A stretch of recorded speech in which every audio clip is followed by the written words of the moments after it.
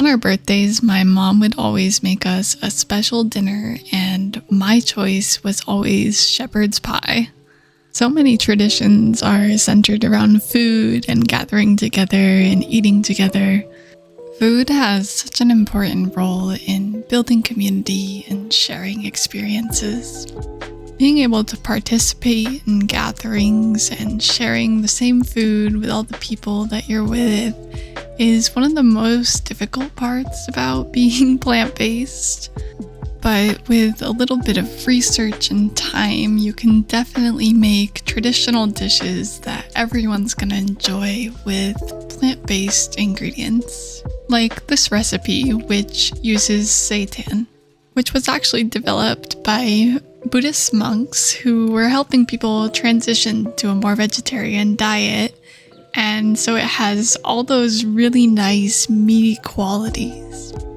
It gets its flavor from its seasonings of smoked paprika, garlic powder, nutritional yeast, and vegetable broth. All the ingredients are kneaded together into a nice dough, which has lots of protein because it's made with gluten, which is pure protein from wheat. At this point, after it's rested for a few minutes, I cut it into fourths and we're gonna steam it. And I actually didn't have a steamer, so I had to make one using a pasta strainer and a big pot.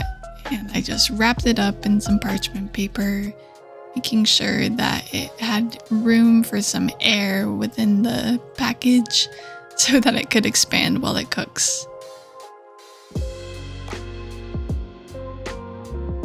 There's about 2 inches of water at the bottom of the pot, and this is just gonna steam on the stove for about half an hour. Meanwhile, I'm making my mash.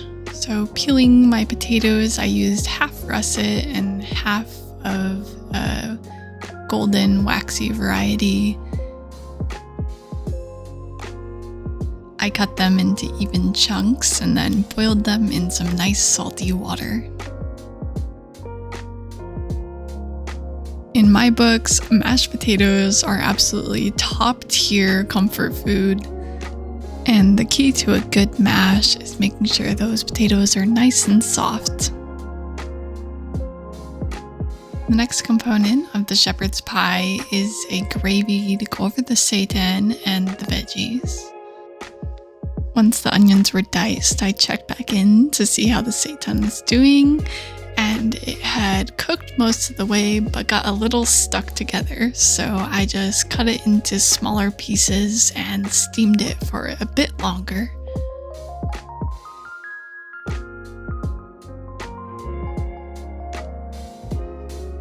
Once the pieces were fully cooked, I blitzed them in the food processor until they got nice and crumbly.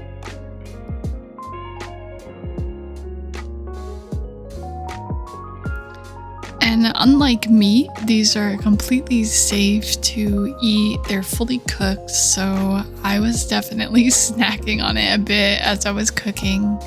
You know, you have to taste test as you go, make sure everything's tasting good. By this time, my potatoes were nicely cooked, and I put them back on the pot in the strainer to steam off all that excess water so we didn't have watery mashed potatoes. As those dried out for a few minutes, I just started caramelizing my onions in a pan before hopping back over to the potatoes while they're still hot so the butter can melt into them as we mash them up.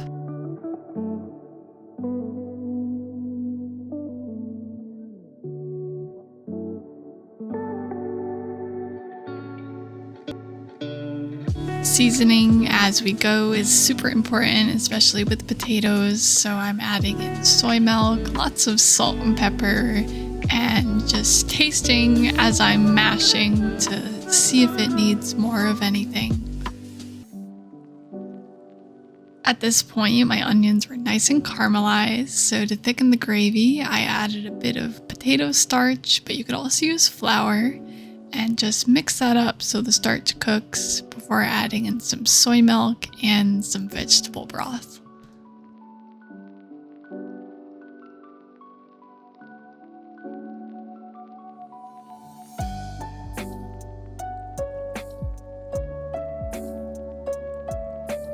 In the past, I've also made this recipe with mushrooms in the gravy, which was really good, but today I only had this umami mushroom seasoning, so I added that in there. As the gravy simmers on low, it should get nice and thick. To brighten and balance the dish, I added some tomato paste and then poured some of the gravy over the meat crumbles. To the gravy, I added the frozen peas, and in a separate pan, I also defrosted some frozen corn.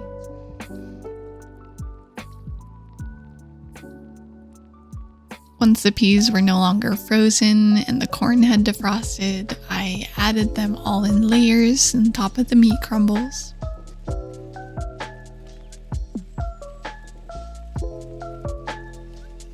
And then onto the top of all that goes the big pillowy clouds of mashed potatoes. I then flattened out the potatoes and scored them with a fork so that they would get nice and crispy in the oven. This recipe was so meaty and the potatoes were so creamy. It brought up so many happy memories from my birthdays or special occasions. And there's just something super special about making traditional recipes and using ingredients that we can all enjoy. Although fall is here, there's still plenty of veggies in the garden that enjoy the cold. Among them is one of my favorite vegetables to grow, which is these leeks. They're a really low maintenance plant, which is great for me. I've had a lot of success this year and a lot of abundance, but I've also had a lot of plants die on me just because I'm new at this. I'm still learning, still growing. But one of the best parts about the garden is the appreciation that you get from seeing the plant go from seed all the way up to being able to eat it straight out of the ground. This next recipe is for a tofu pot pie. In the past, I had only really had frozen versions of this that you buy from the store, but today we are going to be making a homemade pie crust and filling. I started by taking my vegan butter and chopping it into chunks and placing it on parchment to go into the freezer. I also strain and freeze a block of extra firm tofu, and the freezing just helps the texture get a lot more meaty and chewy. Once it's fully defrosted, I squeeze out extra liquid by placing something heavy on top of the block. To my bowl, I'm adding 320 grams of flour. I used a mixture of spelt flour and rye, but you could use all-purpose or whatever kind you have. And to season it, I also add in a pinch of salt. Keeping the dough nice and cold is super important to making those nice flaky layers, so half a cup of water goes into the freezer as I start to mix in the butter into my dry ingredients.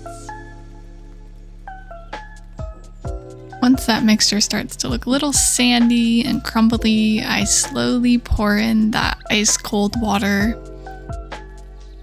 I actually ended up using a little bit more than half of a cup just because these are whole grain flours, so they're a little bit more dry than a regular white flour. That all gets dumped out onto the counter where I form it into a rough disc and then set it into the fridge to chill out and relax a bit before we form it into the crust.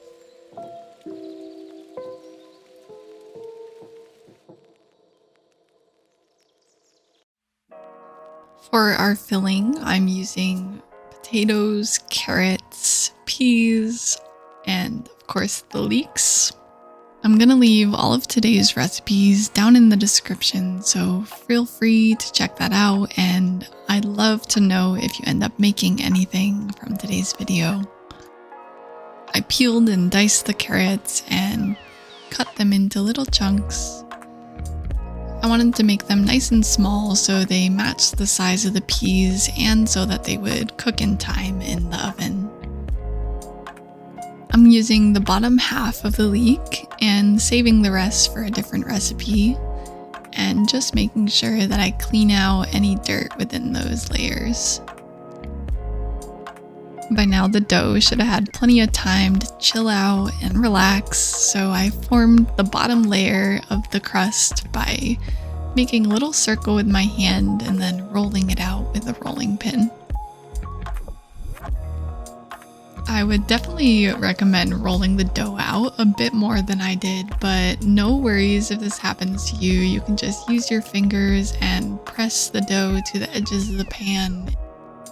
And then I'm gonna weigh down the dough with some old grain and bake it for about 10 minutes.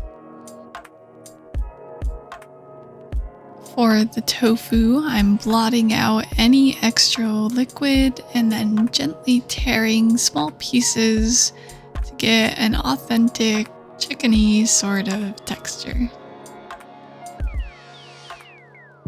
And then of course, always season each element of your dish. So for the tofu, I just went in with a bit of salt and pepper and some nutritional yeast. To make the filling, I started by sauteing some leeks with a bit of olive oil and vegan butter before adding in my tofu to get nice and crispy. By now the bottom crust was baked, so I took out the grain and started rolling out the top crust, and then placed that back in the fridge until the filling was ready. Once the tofu and the leeks got some color, I added in the potatoes, the carrots, some broth, some thyme and rosemary, a bay leaf, some bouillon cubes, and some soy milk for some creaminess. And halfway through, I decided it needed a bit more aromatic, so I added in some garlic and a little bit of soy sauce. And after tasting the filling and deciding I was happy with the flavor, I added in my frozen peas so that they could defrost before they went into the oven.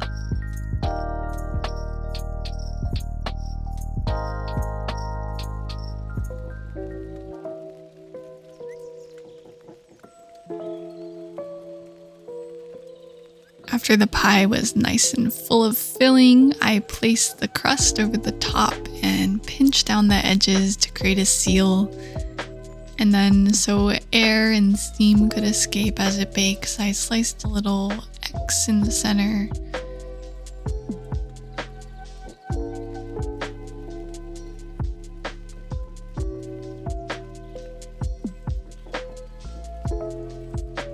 The pie ended up having a very rustic look, but the crust was flaky and buttery, and the filling was savory, and the tofu turned out really meaty and delicious.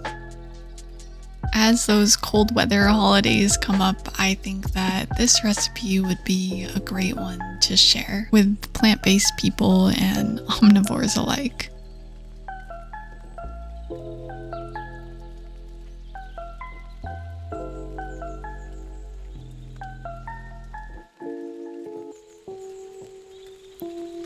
Fall weather means lots of rainy days that make you just want to curl up inside with a nice bowl of soup and perhaps a grilled cheese.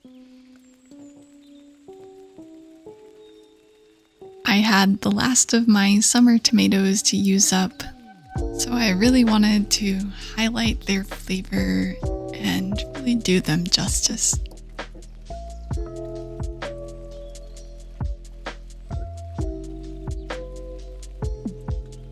I also grew bell peppers this year, but didn't actually get to harvest very many, so this is one of the only ones that turned red, and I'm just gonna chop it up and add it to the pan, along with a full onion that I chopped into quarters.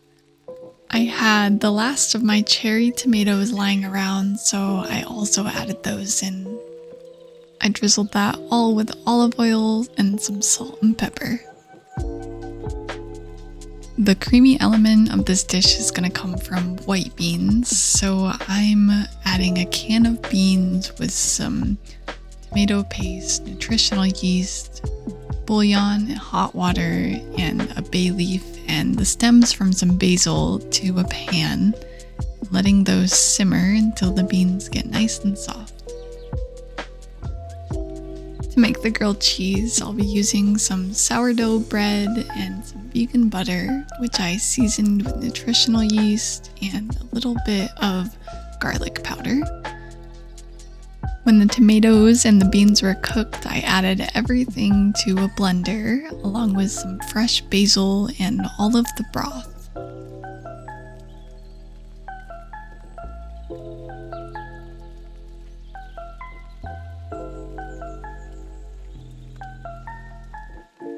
I finished making the grilled cheese by adding some vegan mozzarella and fresh basil.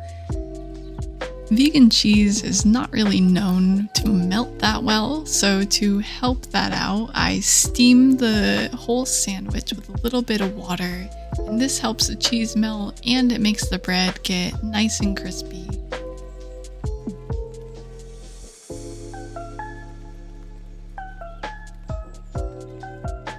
This recipe was so nostalgic to those rainy after-school days, and I'd love to know in the comments what your favorite comfort food is.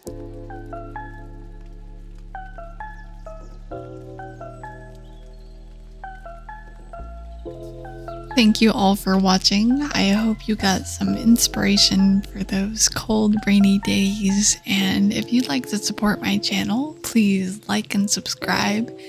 I really appreciate you all being here, and I will see you next time.